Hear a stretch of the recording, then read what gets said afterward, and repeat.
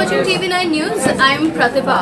Every once in a while, we hear talks of several MLAs who have deserted their own party and jumped ship to another party. And this deserting also results in the fall of a certain government that is in power, the incumbent government, and then another government being formed as well. We've seen that in Karnataka as well, and ever so often we talk about the 10th schedule and whether these MLAs can be disqualified for the whole term of the assembly elections.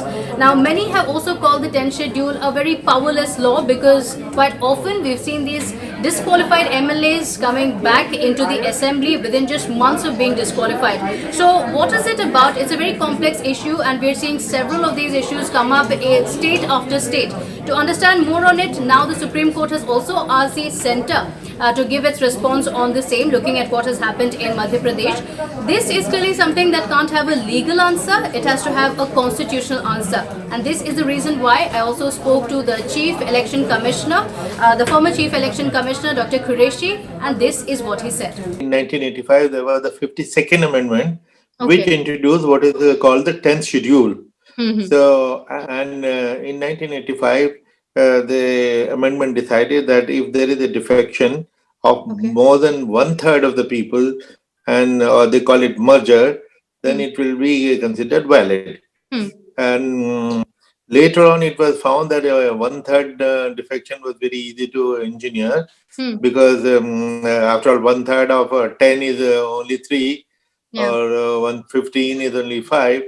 So later on in 2003, the 91st Constitutional Amendment made it 2/3, that the defection has to be by 2/3. And a speaker's decision will be final, and it will not be justiciable because it will be treated as a legislative action. Now, Supreme Court threw it out. They said that when a speaker is deciding on these numbers, he or she is working as a tribunal and not as a speaker. Therefore, it has to be justiciable. So that is where it stands. Now, important thing is that the fact that it is happening all the time, so it has not been a deterrent. And they resign, 10, 15, 20 MLAs are made to resign for big money. The kind of figures which we see floating around in the media, it was even 100 crores in the context of Karnataka, as we heard. God knows the truth. For 100 crores, some MLAs resign, the government falls, and the same MLAs are then given a ticket by the new party. And some of them, or most of them, win and come back and then resume the same ministry. And in the process, get richer by 100 crores or 50 crores or whatever the amount. Now, this is a joke on democracy, and this is a murder of democracy which is happening, and no foolproof solution has been found. One hopes that now that it has gone to the Supreme Court will find some clinching solution to this. This should have been adopted. Now, what has been happening, for instance, in the case of Karnataka, Yedurappa was called, although he was not the single largest party, middle of the night. Now, it has now been, instead of having majority, now it became a question of who runs the fastest and the quickest to the Raj Bhavan. Now, this is not the way the government should be formed. Of course, Supreme Court intervened, and instead of giving 15 days to Yedurappa to prove his majority, 15 days for horse trading. Imagine.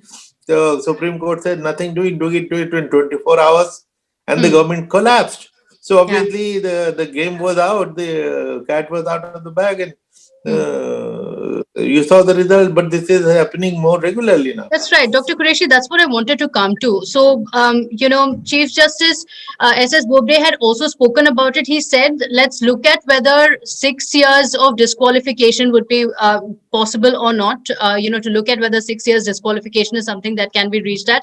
But we've seen time and again, the cases are only increasing. So why is that? Finally, when this case again reaches the Supreme Court, there isn't much that the court has been able to do. So would you say that the anti-defection law is archaic? It's not keeping in times with what the situation is currently, or would you say it was unconstitutional to begin with? Well, the intention of anti-defection law was, of course, very good in 1985, and when it was found ineffective, they tried to improve it in 2003. So the intention was good, and obviously both these amendments have failed to achieve the results. So further amendment is necessary, and government should have thought of it itself without the Supreme Court intervention.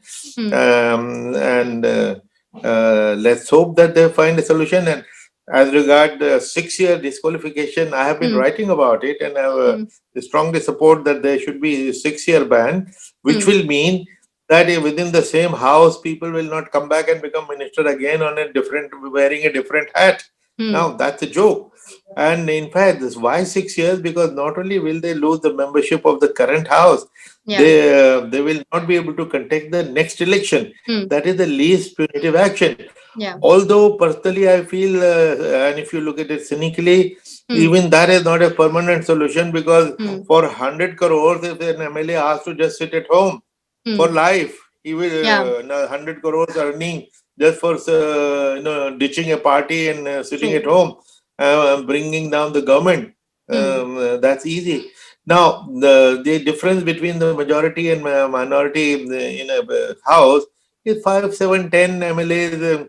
Now, 5, 10 MLAs for 100 crores per head, it is only 1,000 crore rupees, or maybe 2,000 crore rupees.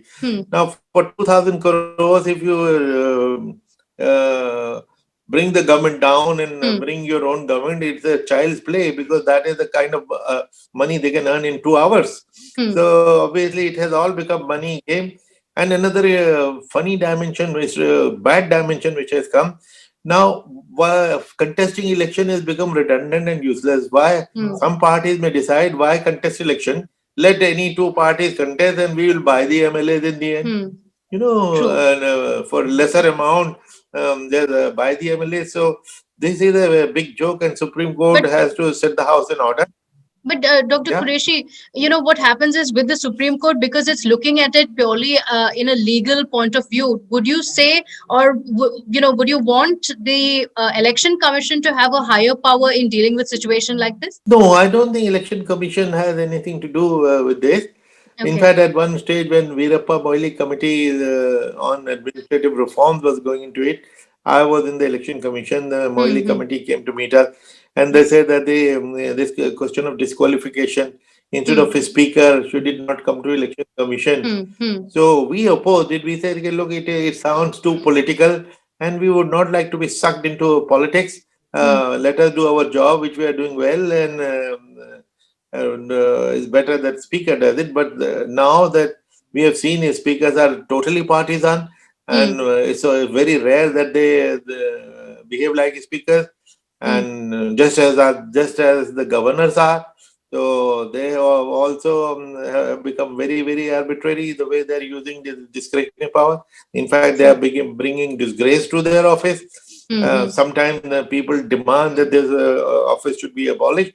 So the system is all currently rotten, and Supreme Court should not look at it only legalistically, because after all, it is the custodian of the Constitution, and democracy is the basic structure of the Constitution. Therefore, Supreme Court cannot just get away by saying there is a very legalistic thing. They have a very important role to play, which I'm very sorry to say that they have been shying away from lately. So it's going to be interesting. The Supreme Court has asked the centre for its answers on the same, but as I said, not legal. It has to be a constitutional answer. This seems to be a problem that several states have faced, and it's about time we have answers to that, because the voters from each of these constituencies need to go out there and vote yet again because of the personal preferences of the elected representatives. That's all I have for you today. Thank you so much for joining me. Please let me know in the comment section as well what you think of the 10th schedule and the frequent disqualification of the MLAs. Please like, share and subscribe to TV9 Digital. I'll see you in the next video. Take care.